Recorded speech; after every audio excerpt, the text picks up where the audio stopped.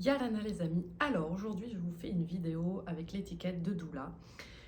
Il y a un message qui revient fort et que je ne crois pas avoir encore partagé avec vous, alors je pense qu'il est nécessaire et important que je le retransmette.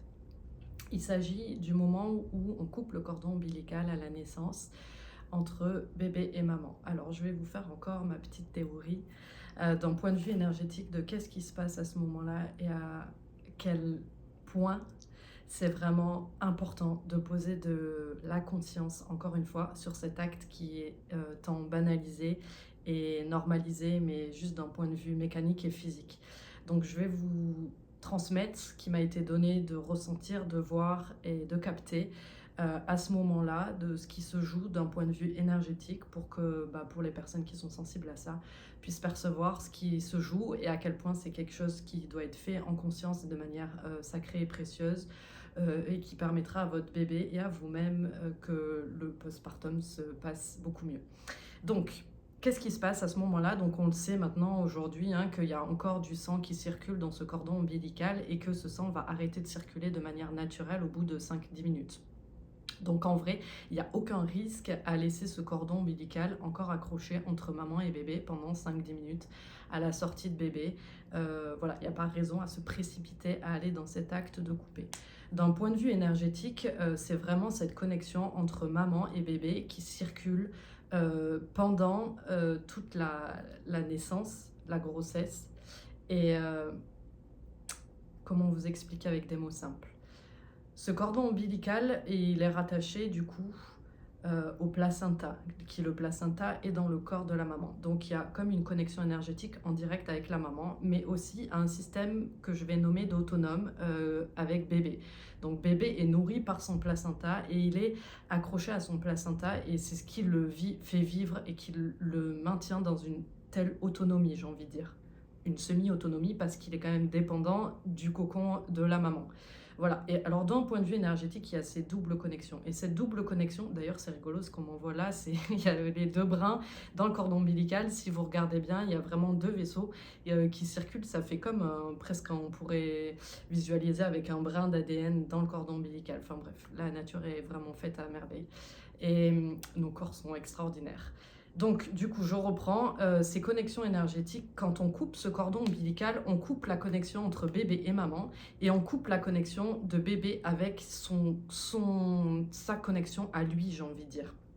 Donc, il se joue deux énormes liens qu'on va vraiment cisailler d'un coup. Et ça, si c'est pas fait en conscience, de ce qu'on m'a montré encore, ça peut créer dans le futur des troubles de l'attachement. Ok, là on va dire, waouh, qu'est-ce qu'elle est en train de nommer, Elisabeth? Encore une fois, je parle de ce que j'ai senti, vécu, et ce qu'on m'a montré à voir pendant les accouchements où j'ai été là en présentiel. Euh, et de ce que je vois après. C'est des bébés qui sont beaucoup plus sécures et beaucoup plus apaisés et sereins. Si ce coupage du cordon est fait de manière consciente et qu'on peut ritualiser, entre guillemets, cette scène, et c'est comme moi, j'ai la capacité à nommer les choses à l'âme de bébé, mais même vous, si vous n'avez pas assez de faculté de communiquer avec l'âme, vous êtes connecté avec votre bébé. Donc en soi, juste de le faire en conscience et de le nommer, voilà mon bébé, maintenant on va couper le cordon entre toi et maman et on va couper le cordon euh, qui te rattachait à ton cocon. Voilà, et c'est juste le fait de le nommer en conscience, vous allez le nommer à votre bébé qui va recevoir ce message-là. Et c'est comme, vous allez lui laisser le temps de, ok, c'est bon, je vais me détacher de ça, ça va se poser tranquillement et je suis prêt à aller pleinement m'incarner sur cette terre et avancer droit dans mes bottes, j'ai envie de dire. Voilà, un peu d'humour dans tout ça. Encore une fois, je ne pose pas du drama, je pose des mots pour prendre conscience et qu'on commence à faire les choses un peu plus en conscience et encore une fois avec plus de douceur. Parce qu'encore une fois, c'est pas une critique, c'est un constat que on fait ces gestes de manière vraiment très banale, robotisée, j'ai envie de dire, et automatisée. Et remettre de la conscience là-dessus, c'est ramener du sacré. Et encore une fois, c'est préparer votre bébé. Parce que là, c'est comme c'est ce que moi, on m'a montré à ressentir. C'est pour le bébé, je vous garantis qu'il y a une espèce de forme de violence au moment où on coupe ce cordon. Et comme ça peut être vraiment brutal pour lui de... Wow, on m'a débranché de ma source, quoi. Voilà, je sais pas, après, mon vocabulaire est peut-être pas adapté et parlera peut-être pas à tout le monde. C'est encore une fois, c'est difficile de traduire ce qu'on m'envoie comme information, ce que je vois et ce que je ressens, et vous le retransmettre avec des mots simples pour essayer de vous le faire comprendre, de le partager avec le plus grand nombre. Voilà, si ma vidéo vous a parlé, ben, je vous encourage à la diffuser pour toutes les futures mamans, les futurs couples qui pourraient se retrouver face à ça.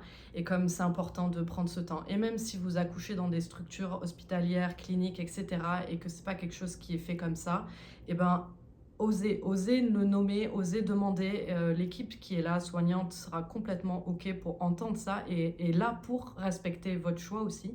Et si vous demandez à pas couper le cordon tout de suite, ça sera complètement normalement entendu et écouté en fait. Hein. Donc c'est important d'oser le nommer parce que des fois on est pris dans le système et on n'ose pas, on a peur, etc.